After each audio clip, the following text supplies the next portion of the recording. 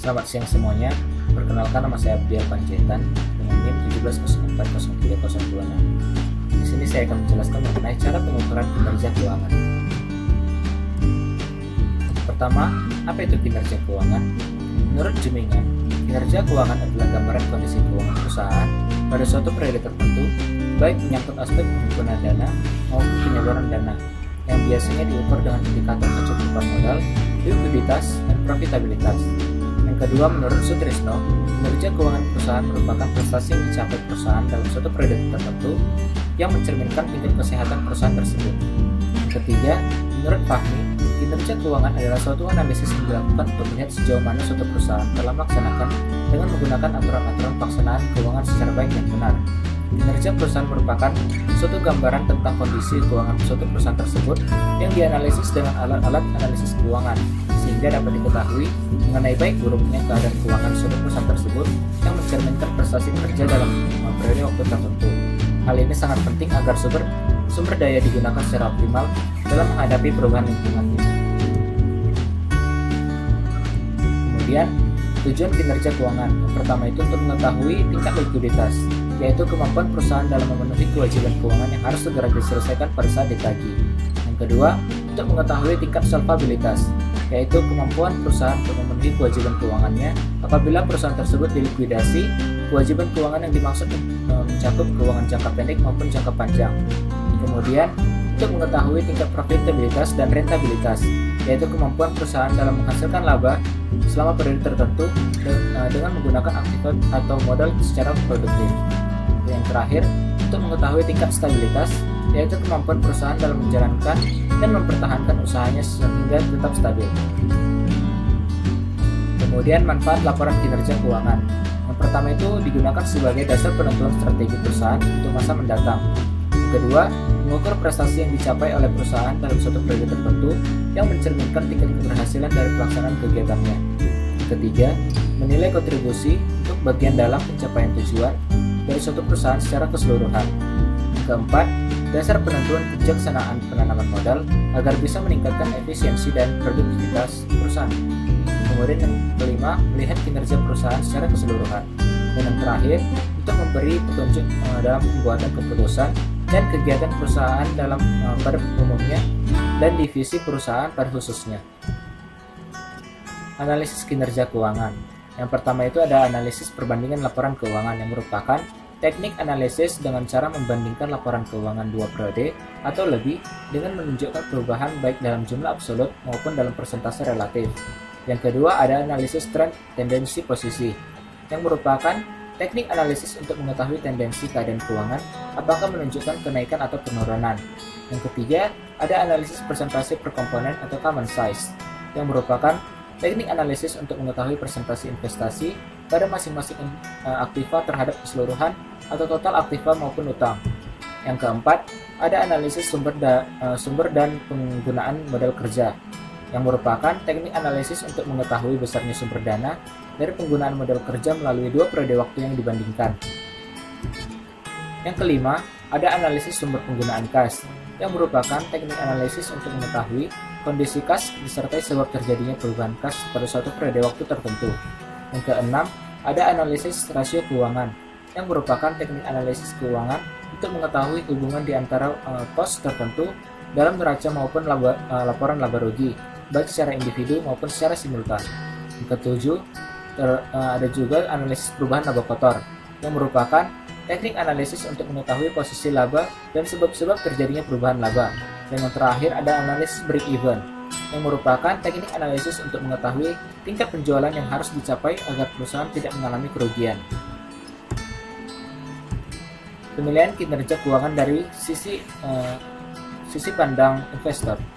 Informasi mengenai kinerja keuangan perusahaan dapat digunakan untuk melihat apakah mereka akan mempertahankan investasi mereka di perusahaan tersebut atau mencari alternatif lain.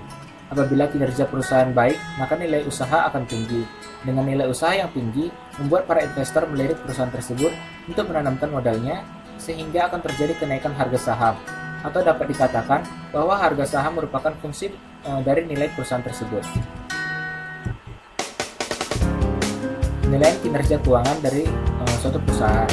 Yang pertama untuk mengukur prestasi yang dicapai oleh suatu organisasi dalam suatu periode tertentu yang mencerminkan tingkat keberhasilan pelaksanaan kegiatannya. Yang kedua, selain digunakan untuk melihat kinerja organisasi secara keseluruhan, maka pengukuran kinerja juga dapat digunakan untuk melihat atau menilai kontribusi suatu bagian dalam pencapaian tujuan perusahaan secara keseluruhan. Kemudian, dapat juga digunakan sebagai dasar penentuan strategi perusahaan masa yang akan datang. Kemudian, memberi petunjuk dalam pembuatan keputusan dan kegiatan organisasi yang pada umumnya dan divisi pada bagian organisasi pada khususnya.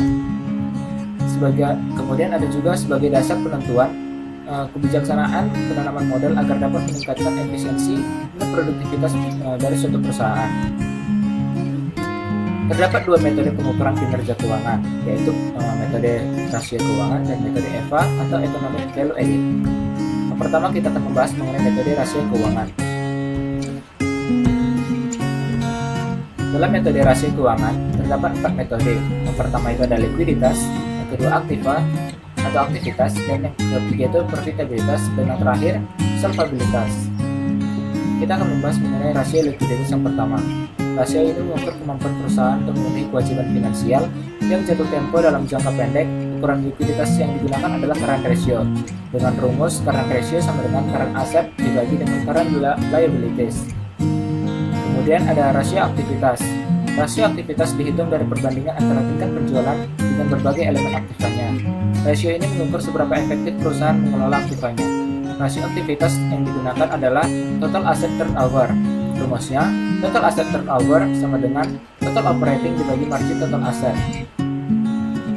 Kemudian ada rasio profitabilitas atau rasio keuntungan yang mengukur kemampuan perusahaan untuk menghasilkan laba. Rasio ini membantu perusahaan dalam mengontrol penerimaannya. Rasio-rasio profitabilitas yang digunakan dalam penelitian ini terdiri dari net profit margin, return on asset, operating margin, dan operating return. Pertama kita akan membahas mengenai NPM atau net profit margin, yaitu rasio yang digunakan untuk mengukur tingkat kembalian keuntungan bersih terhadap penjualan bersihnya. Dengan rumus, net profit margin sama dengan net income total dibagi dengan operating revenue. Kemudian yang kedua, return on asset atau ROA, yaitu rasio yang digunakan untuk mengukur efektivitas perusahaan dalam menghasilkan keuntungan dengan memanfaatkan aktiva yang dimiliki. Dengan rumus, return on asset sama dengan net income dibagi total asset. Selanjutnya, cash flow from operation total asset, yaitu rasio yang menunjukkan atau memberikan penjelasan dalam efisiensi penggunaan aktiva. Dengan rumus, operating return sama dengan cash flow from operation dibagi total asset. Kemudian, cash flow from operation sales, yaitu rasio yang menunjukkan seberapa banyak perusahaan menghasilkan setiap dolar atau rupiah dari penjualannya. Dengan rumus, operating margin sama dengan cash flow from operation dibagi dengan sales. Kemudian kita akan membahas mengenai rasio solvabilitas. Variabel solvabilitas merupakan variabel dari kondisi keuangan yang digunakan untuk menunjukkan besarnya hutang perusahaan dibandingkan dengan aset yang dimiliki perusahaan tersebut. Semakin besar rasio ini mencerminkan bahwa perusahaan memiliki kewajiban yang semakin besar pula. Dengan rumus, debt ratio sama dengan total debt dibagi dengan total aset. Kemudian, standar penilaian kinerja keuangan dengan metode rasio keuangan. Menurut Permenek Koperasi dan UKM RI nomor 6 per KUKM nomor 5 tahun 2006, bahwa komponen yang pertama itu dari sisi current ratio memiliki standar dan nilai dan kriteria dapat dilihat pada tabel, dan begitu juga dengan quick ratio dengan komponen standar nilai dan kriteria yang dapat dilihat pada tabel tersebut.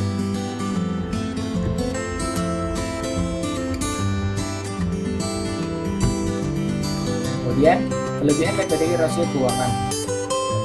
Pertama itu adalah rasio keuangan merupakan angka-angka atau intisar statistik yang lebih mudah dibaca dan ditafsirkan.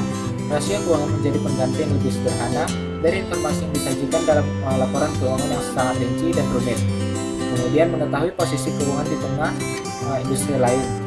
Kemudian sangat bermanfaat untuk bahan di dalam mengisi model-model pengambilan keputusan dan model prediksi terkhusus di dalam memprediksi peringkat obligasi. Selanjutnya, menstandarisir size perusahaan tersebut. Kemudian bisa juga untuk membuat lebih mudah membandingkan perusahaan yang satu dengan perusahaan lain untuk melihat perkembangan perusahaan secara periodik atau time series. Kemudian yang terakhir itu lebih mudah melihat tren perusahaan serta melakukan prediksi di masa yang akan datang. Kekurangan metode rasio keuangan. Yang pertama, kesulitan di dalam memilih rasio yang tepat yang dapat digunakan untuk kepentingan pemakaiannya. Yang kedua, keterbatasan yang dimiliki akuntansi atau laporan keuangan juga menjadi keterbatasan teknologi, seperti bahan perhitungan rasio atau laporan keuangan itu banyak mengandung tafsiran dan judgement yang dapat dinilai bias atau subjektif. Kemudian nilai yang terkandung di dalam laporan keuangan dan rasio adalah nilai perolehan cost, bukan harga pasar. Kemudian ada juga klasifikasi dalam laporan keuangan yang bisa berdampak pada angka rasio. Juga metode pencatatan yang tergambar dalam standar akuntansi bisa diterapkan berbeda. Yang ketiga, jika data yang digunakan untuk menghitung rasio tidak tersedia, akan menimbulkan kesulitan menghitung rasio. Keempat, sulit jika data yang tersedia tidak sinkron. Kelima, dua perusahaan dibandingkan bisa saja teknik dan standar akuntansi yang dipakai tidak sama. Oleh karenanya, jika dilakukan perbandingan bisa menimbulkan kesalahan. Kemudian kita akan membahas mengenai metode EVA atau Economic Value Added. Metode EVA atau Economic Value Added mengukur nilai tambah atau value creation yang dihasilkan suatu perusahaan dengan cara mengurangi laba operasi setelah pajak dengan beban biaya modal atau cost of capital yang timbul sebagai akibat dari investasi yang dilakukan. EVA yang positif menandakan bahwa tingkat pengembalian yang dihasilkan melebihi tingkat biaya modal atau tingkat pengembalian yang diminta per modal. Keadaan ini menunjukkan bahwa perusahaan berhasil menciptakan nilai bagi pemilik modal. Ini juga dengan tujuan memaksimumkan nilai perusahaannya. Sebaliknya, EVA yang negatif menandakan bahwa nilai perusahaan berkurang akibat tingkat pengembalian yang dihasilkan lebih rendah daripada tingkat pengembalian yang untuk pemodal. Jadi EVA berhubungan langsung dengan nilai intrinsik perusahaan tersebut. Untuk nilai-nilai EVA dapat dilihat pada tabel tersebut yang menunjukkan kriteria kinerja perusahaan dengan metode EVA. Ada beberapa langkah yang harus dilakukan dalam perhitungan EVA atau Economic Value Added, yaitu yang pertama menghitung laba bersih setelah pajak atau yang disebut dengan APAT. Kemudian yang kedua menghitung modal yang diinvestasikan secara totalnya dengan yang disebut dengan isi. Kemudian ada juga dengan menentukan sebuah biaya modal atau WACC. Yang terakhir itu menghitung EVA sama dengan bapak dikurang WACC dikali persentasenya dikali total yang diinvestasikan atau PC. Manfaat EVA atau Economic Value Added. Yang pertama, menurut Tunggal tahun 2001, EVA memiliki beberapa manfaat dalam mengukur kinerja perusahaan antara lain. Yang pertama, EVA merupakan suatu ukuran kinerja perusahaan yang dapat berdiri sendiri tanpa memerlukan ukuran lain, baik berupa perbandingan dengan menggunakan perusahaan sejenis atau menganalisis kecenderungan tren. Kemudian, hasil perhitungan EVA mendorong pengalokasian dana perusahaan untuk diinvestasikan dengan biaya modal yang rendah. Sedangkan menurut Utama tahun 1997, manfaat EVA antara lain, EVA dapat digunakan sebagai penilaian kinerja keuangan perusahaan karena penilaian kinerja tersebut difokuskan pada penciptaan nilai atau value creation. Kemudian, EVA akan menyebabkan perusahaan lebih memperhatikan kebijakan struktur modal. EVA juga membuat manajemen berpikir dan bertindak seperti halnya pemegang saham, yaitu memilih investasi yang memaksimumkan tingkat pengembalian dan menemukan tingkat biaya modal sehingga nilai perusahaan dapat dimaksimalkan. Yang terakhir itu, EVA dapat digunakan untuk mengidentifikasikan kegiatan atau proyek yang memberikan pengembalian secara tinggi daripada biaya modalnya. Perhitungan EVA atau Economic Value Added. Yang pertama, penjualan bersih dikurang biaya operasi. Ini sama dengan laba operasi atau pendapatan sebelum bunga dan pajak atau yang disebut dengan EBIT, yang merupakan kepanjangan dari singkatan dari Earning Before Interest dan Taxes. Yang kedua, laba operasi atau pendapatan sebelum bunga dan pajak atau EBIT dikurang pajak. Ini merupakan sama dengan laba operasi bersih sesudah pajak atau NAPAT, atau yang disebut dengan Net Operating Profit After Tax. Yang ketiga ada laba operasi bersih sesudah pajak atau NAPAT dikurang biaya modal yang diinvestasikan dikali biaya modal dikurang EVA. Rumus EVA sama dengan Operating Profit After Tax dikurang Cost of All Capital After Tax. Rumus NAPAT itu sama dengan laba atau rugi dari suatu usaha dikurangi pajaknya. Metode EVA. Yang pertama itu tolak ukur EVA Economic Value Added. Yang pertama, jika EVA lebih besar dari 0 atau bersifat positif, maka terjadi proses nilai tambah perusahaan. jika EVA sama dengan 0, menunjukkan posisi impas perusahaan tersebut. Jika EVA lebih kecil dari 0 atau bersifat negatif, berarti total biaya modal perusahaan lebih besar daripada laba operasi setelah pajak yang diperolehnya, sehingga kinerja keuangan perusahaan tersebut tidak baik. Strategi menaikkan EVA. EVA dapat ditingkatkan dengan cara yang pertama memperoleh lebih banyak laba tanpa menggunakan lebih banyak modal. Cara yang populer hal ini adalah memotong biaya, bekerja dengan biaya produksi, dan pemasaran yang lebih rendah agar diperoleh margin laba yang lebih besar. Hal ini dapat juga dicapai dengan meningkatkan perputaran aktiva, baik dengan cara meningkatkan volume penjualan atau bekerja dengan aktiva yang lebih mudah atau lower asset. Yang kedua itu memperoleh pengembalian atau return yang lebih tinggi dari pada biaya modal atas investasi baru. Hal ini sesungguhnya menyangkut pertumbuhan perusahaan tersebut. Kelebihan metode Economic Value Added atau EVA. Yang pertama, dapat digunakan secara mandiri tanpa membutuhkan data pembanding seperti standar industri atau data dari perusahaan lain, sebagaimana konsep penilaian dengan menggunakan analysis ratio. Yang kedua itu memfokuskan penilaiannya pada nilai tambah dengan memperhitungkan biaya modal sebagai konsekuensi investasi tersebut. Kemudian, perhitungan Economic Value Added relatif mudah dilakukan. Hanya yang menjadi persoalan adalah perhitungan biaya modal yang memerlukan data yang lebih banyak dan analisis yang lebih mendalam. Kelemahan dari metode Economic Value Added yang pertama itu Economic Value Added ini hanya mengukur hasil akhir atau resultnya. Konsep ini tidak mengukur aktivitas-aktivitas penentu lainnya seperti loyalitas konsumen. Kemudian Economic Value Added terlalu bertumpu pada keyakinan bahwa investor sangat mengandalkan pendekatan fundamental dalam mengkaji dan mengambil keputusan untuk menjual atau membeli saham tertentu, padahal faktor-faktor lain terkadang lebih dominan. Yang ketiga itu, konsep ini sangat bergantung pada transparansi internal dalam perhitungan Economic Value Added secara tepat dan akurat, tetapi dalam kenyataannya di suatu perusahaan dalam praktiknya kurang transparan dan mengemukakan kondisi internal perusahaan tersebut. Studi kasus. Di sini saya mengambil perbandingan antara rasio keuangan dan metode Economic Value Added (EVA) pada PT Indofood Sukses Makmur dan anak perusahaan yang terdaftar di Bursa Efek Indonesia periode tahun 2010 sampai 2011. Berikut rekapitulasi rasio keuangan PT Indofood Sukses Makmur dan anak perusahaan tahun 2010 sampai 2011.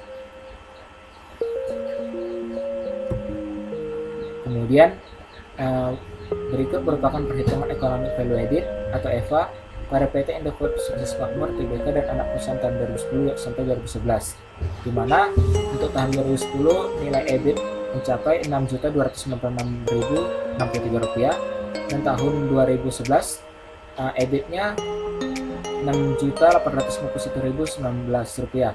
Tahun 2012 EBIT mencapai Rp6.877.684. Kemudian nilai biaya EVA-nya tahun 2010 mencapai Rp570.581, tahun 2011 mencapai Rp653.996, dan tahun 2012 mencapai Rp870.390. Kemudian berikut tabel rekapitulasi perhitungan rasio keuangan dan EVA pada PT Indofood Sukses Makmur Tbk dan anak perusahaan tahun 2010 dan sampai 2012.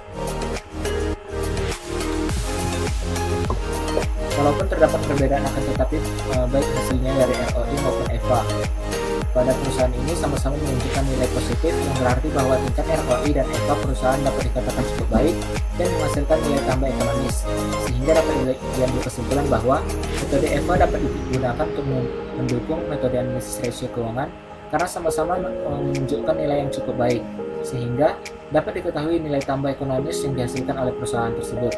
Metode analisis rasio yang tidak memperhitungkan biaya modal sendiri dapat didukung dengan adanya metode EVA yang memasukkan biaya modal sendiri, sehingga perusahaan dapat memperhitungkan harapan-harapan pada para stakeholder-nya. Kesimpulannya, kinerja keuangan PT Indofood Sukses Makmur Tbk periode 2010 sampai 2012 diukur dari perhitungan analisis rasio yang meliputi rasio likuiditas, rasio leverage, rasio aktivitas, dan rasio profitabilitas. secara keseluruhan dapat dikatakan cukup baik, walaupun terdapat beberapa rasio yang kurang baik dan terdapat beberapa rasio yang masih dapat ditingkatkan lagi. Sarannya, hasil dari perhitungan analisis rasio keuangan dan economic value added atau EVA yang positif hendaknya mampu mendorong perusahaan untuk meningkatkan kinerja perusahaan, khususnya pada kinerja keuangan agar lebih maksimal di masa yang akan datang.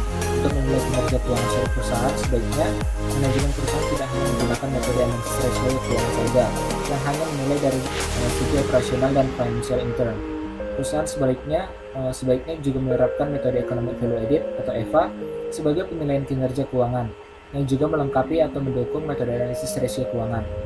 Metode ini dapat memberikan perhitungan yang lebih mengarah dan akurat pada laba real perusahaan tersebut, yang diukur dari kemampuan perusahaan untuk menghasilkan suatu nilai tambah ekonomis sehingga dapat mempertimbangkan harapan-harapan para shareholder. Pada penelitian kali ini, saya mengambil materi dari Munawir S 2012 dari bukunya berjudul Analisis Informasi Keuangan.